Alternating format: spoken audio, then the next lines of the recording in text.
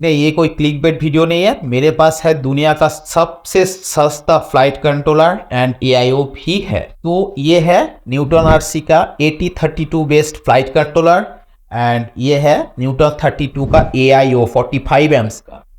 सस्ता तो कितना सस्ता, ये एआईओ मुझे पड़ा है 4500 के आसपास, 4500, थोड़ा ऊपर नीच हो सकता है। सिमिलरली एक कंपेयर करो एक 45 एम्स का ESC के साथ टी मोटर वेलोक्स का प्राइस देख सकते हो। चलो ESC छोड़ते हैं, एआईओ को कंपैरिजन करते हैं। तो आई फ्लैट का एआईओ का कंपेयर करके अगर प्राइस का थोड़ा डिफरेंस देख ही सकते हो। सिमिलरली अगर फ्लाइट कंट्रोलर की बात करूंगा तो ये फ्लाइट कंट्रोलर मुझे पड़ा है 2500 में, थोड़ा ऊपर नीचे फिर भी हो सकता है। सिमिलरली एक आई फ्लाइट का F7 का प्राइस देख लो, F4 का प्राइस देख लो, डिफरेंस देख लो।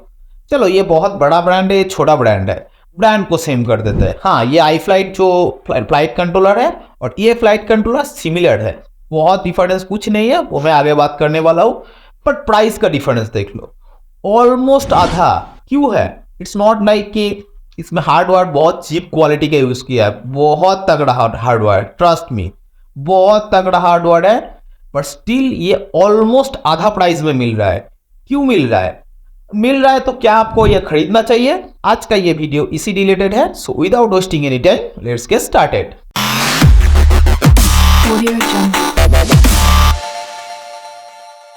सो पहले दोनों का हार्डवेयर को थोड़ा जान लेते हैं, हार्डवेयर है क्या इसमें। सो यहाँ पे है फ्लाइट कंट्रोलर और this one is all in one, जिसके साथ 4-in-1 ESC and flight controller दोनों एक साथ है। और ये सिर्फ फ्लाइट कंट्रोलर, ये बेसिकली मिनी साइज का है। हालांकि इसमें जो 30x30 का भी माउंट भी है, बट साइज इसका मिनी साइज का ही है। तो इसके बात करें तो इसमें ये है MCU, मेन MCU जो RTD का है at32। ये वाला इसका BMI 270 Zyro।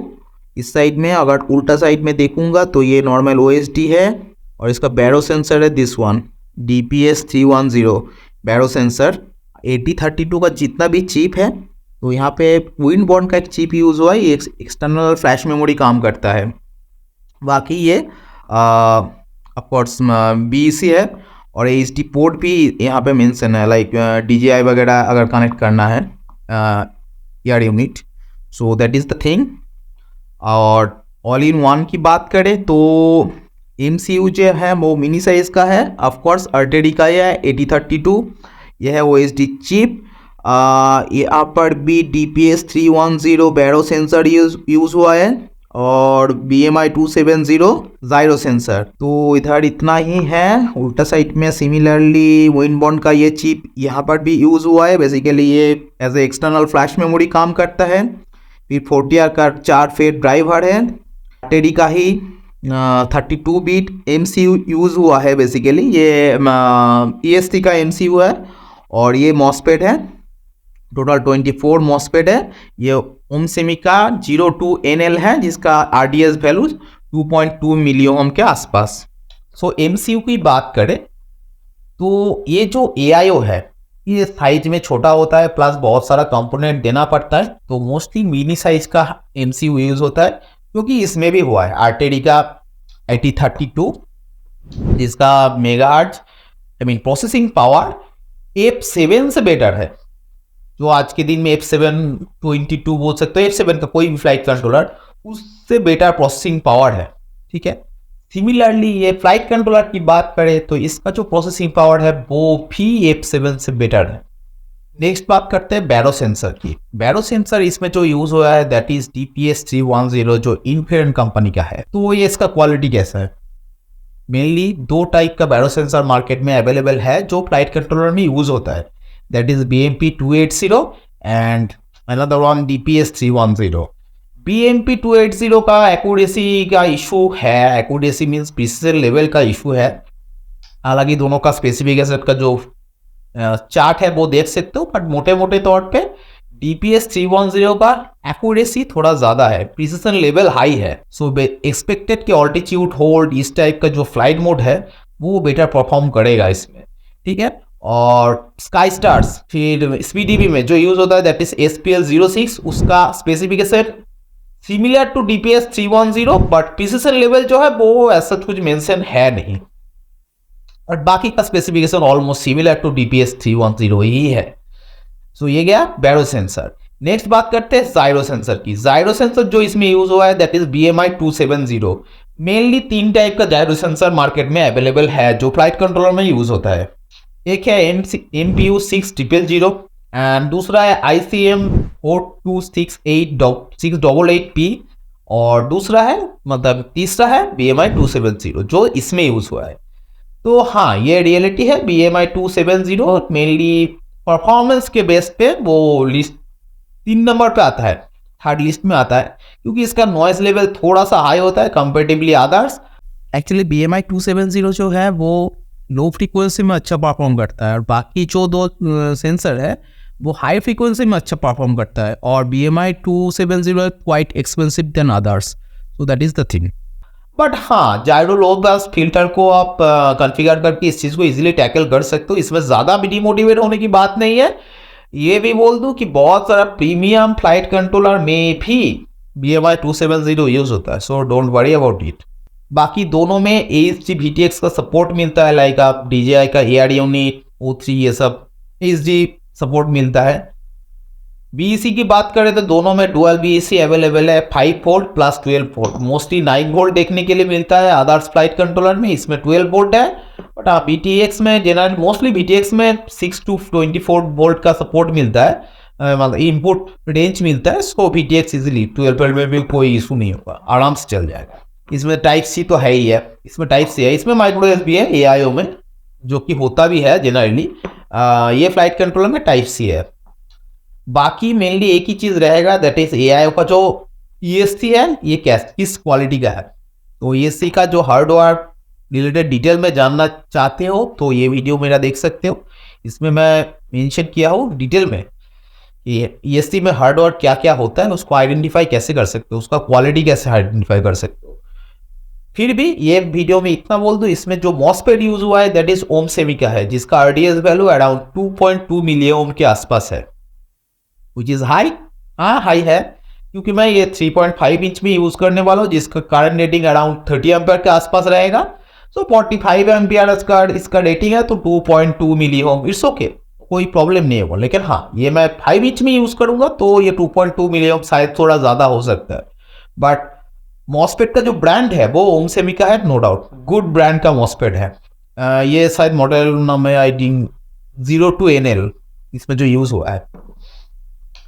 MCU अगर बोल दूं कि इसमें जो MCU यूज हुआ है दैट इज 8032 का ही है, 34 बिट का है, नहीं सॉरी 32 बिट का है, सॉरी तो 32 बिट का 8032 का ये MCU यूज हुआ है। अगर फार्मवेयर की बात करें तो इसमें AM32 सपोर्ट मिलता है फार्मवेयर ESC में। BLLE 32 आता है, BLLE S होता है, BLLE Blue J होता है, अभी आया है AM32 जो कंपेयर कर सकते हो BLLE 32 के साथ। तो अभी तक समझ ही सकते हो हार्डवेयर तो इसका बम्बा, प्राइस भी इसका बहुत कम। क्यों? ऐसा तो है नहीं कि कंपनी चैरिटी कर रहा है या बिना प्रॉफिट का बेच रहा है, ऐसा नहीं है। इसका जो रियलिटी है इसका प्राइस कम होने के पीछे वो दैट इज है इसका MCU। कोई भी फ्लाइट कंट्रोलर जब बनता है तो उसका 60 to 70% कॉस्ट MCU में रहता है उसका। सो अभी तक जितना भी फ्लाइट कंट्रोलर है except I guess APM flight controller उसमें एटमेल का MCU यूज होता है, बाकी छोड़ के जितना भी फ्लाइट कंट्रोलर है फर्क नहीं पड़ता, F4 हो, F3 हो, F7 हो, E7 हो, सारा का सारा MCU एक कंपनी मैन्युफैक्चर करती है दैट इज STM इलेक्ट्रॉनिक्स बोल के एक कंपनी है। तो दो रीजन है, एक तो हाई डिमांड और दूसरा है geopolitical region between US and China, उसके चलते प्राइस बहुत बढ़ रहा है, डे बाय डे उसका बढ़ रहा है। तो इसी के लिए चाइना के कंपनी RTD बोल के ये MCU लॉन्च किया है। इसका जो परफॉर्मेंस की बात करें तो इसका परफॉर्मेंस F7 से बेटर है टेक्निकली। उसका प्रोसेसिंग पावर थोड़ा सा जो फ्लैश मेमोरी है वो थोड़ा कम है, इसके लिए एक्सटर्नल फ्लैश मेमोरी यूज किया है जो मैंने पहले ही बोला, विनबोर्न का चिप यूज हुआ है इसमें भी दोनों में विनबोर्न का चिप यूज हुआ है, तो फ्लैश मेमोरी थोड़ा कम है। बाकी MCU को परफॉर्मेंस की बात करें तो F7 से बेटर है। और चाइना को सबको पता ही है, चाइना तो सस्ते में मैन्युफैक्चर करने में एकदम महारत हासिल किया हुआ है। तो ये चीज़ है, ये एमसीयू के चलते इसका प्राइस जो है वो कम है। तो प्राइस तो इसका कम है, पर स्टिल इसको क्या आपको लेना चाहिए? हाँ भी नहीं भी। हाँ इसलिए कि अगर आपको बजट फ्रेंडली ड्रोन बनाना है, फर्क नहीं पड़ता आप बिगिनर्स हो, एडवांस हो, इंटरमीडिएट हो। आई डोंट थिंक एडवांस कोई ये वीडियो देखने वाला है, बट इंटरमीडिएट होने से भी अगर आपको बजट फ्रेंडली ड्रोन बनाना है तो ऑफकोर्स आप ये ले सकते हो। प्लस अगर आप सेफ फ्लाई करते हो, सेफ एरिया में फ्लाई करते हो, लाइक आपका कोई नॉन प्लास है, फील्ड हो आसपास, घर का आसपास, तो इस टाइप एरिया में अगर फ्लाई करते हो तो ये आप ले सकते हो। बट लेने से पहले दो चीज़ें माइंड में रखना पड़ेगा, दैट इज इसका कॉम्प्लेक्सिटी। कॉम्प्लेक्सिटी मीन्स इसको प्रोग्राम करना थोड़ा झंझट वाला काम है। ऐसा ज़रूरी नहीं है सबके लिए ये प्रॉब्लमेटिक होगा, बट कुछ लोगों के लिए प्रॉब्लमेटिक हो सकता है। इसका जो माथा पेची है वो थोड़ा ज़्यादा है। ड्राइवर इंस्टॉल करना, एक तो ड्राइवर मिलता नहीं है आसानी से, फिर डिवाइस मैनेजर में जाओ, अपडेट करो ड्राइवर को, थोड़ा सा माथा पेची कुछ पर्सन के लिए हो सकता है। ये एक चीज़ है। दूसरा एक क्वेश्चन मार्क है related to its stability. Like अभी 2023 एंड होने वाला है, तो अभी की बात करूं तो अभी तक आईनेव का एक वर्जन लॉन्च हुआ है, दैट इज आईनेव 7, जिसमें 8032 का सपोर्ट मिलता है। बेटा फ्लाइट में अभी तक लॉन्च हुआ नहीं है, 10.10 में वो लॉन्च होने वाला है। तो बेसिकली इसका जो सॉफ्टवेयर सपोर्ट है वो नया है मार्केट में, समझ रहे हो राइट। बट एसटीएम की बात करें तो इसका एक बम लॉन्ग टर्म का डेटा है। लाइक ये आई थिंक 2010 के आसपास यूज हो रहा है, जब फास्ट F0, मैं तो F3 से यूज किया हूँ, मुझे F0 F1 का पता भी नहीं है। तो ऑन एवरेज 2010 से यूज हो रहा है। STM32 बेस्ड जितना फ्लाइट कंट्रोलर है, फ्लाइट कंट्रोलर बना, उसका सॉफ्टवेयर बना, प्रॉब्लम आया, फिर उसको रिसॉल्व किया गया, फिर प्रॉब्लम आया, फिर रिसॉल्व किया गया। तो अबाव 1 डिकेड के ऊपर एक डेटा है ह्यूमन स्पीसीज के पास। बट ये जो MCU है ये नया है, ऐसा नहीं है इसको स्टेबल होने में 10 साल लगेगा। बट हाँ, एक दो वर्जन आई गेस आपको वेट कर लेना चाहिए अगर आप रिलायबिलिटी से कंसर्न रखते हो। रिलायबिलिटी, अगर आप रिस्की एरिया में फ्लाई करते हो, या इससे आप प्रोफेशनल कोई काम करते हो, या पब्लिक एरिया में, हालांकि मैं रिकमेंड करता नहीं हूँ कि पब्लिक एरिया में ड्रोन, अभी PV ड्रोन स्पेशली 3.5 इंच के ऊपर उड़ाना चाहिए। बट फिर भी आप अपने डिश में अगर उड़ा रहे हो तो ये फ्लाइट कंट्रोल अभी के लिए नहीं है। ऐसा नहीं है इसको स्टेबल होने में या STM जैसा परफॉर्मेंस देने में इसको 10 साल लगेगा, क्योंकि ये सेमी क्लोन है, STM32 का ये सेमी क्लोन वर्जन है। सो कम टाइम लगेगा। बट अभी शायद आई पर्सनली बिलीव कि इसका स्टेबिलिटी को लेके थोड़ा क्वेश्चन मार्क हो सकता है, क्योंकि डेवलपर को भी पता नहीं है कि ये क्या क्या प्रॉब्लम देगा फ्यूचर में। एक दो वर्जन में वो पता चलेगा प्रॉब्लम क्या आने वाला है। सो ये रिलायबिलिटी के ऊपर क्वेश्चन मार्क है। बाकी इसकी जो परफॉर्मेंस है टेक्निकली वो तो देख सकते हो कि इसका परफॉर्मेंस काफ़ी तगड़ी है। हालांकि डेवलपर का मानना है कि ये MCU यूज़ करके जो इलेक्ट्रॉनिक्स है, लाइक स्टैक या AIO या फ्लाइट कंट्रोलर या ASC, सब का प्राइस आधा होने वाला है। आई मीन 50% रिड्यूस होने वाला है। बट पर्सनली आई गेस 50% नहीं होगा, बट हाँ 30-40% ऑफ कोर्स रिड्यूस होगा, which is a pretty good number. So stay tune, इसका परफॉर्मेंस कैसा होगा वो मैं आने वाले वीडियो में बोल दूंगा। साथ ही साथ इसको प्रोग्राम कैसे करना है, अगर बिगिनर्स हो तो शायद थोड़ा प्रॉब्लमेटिक हो सकता है।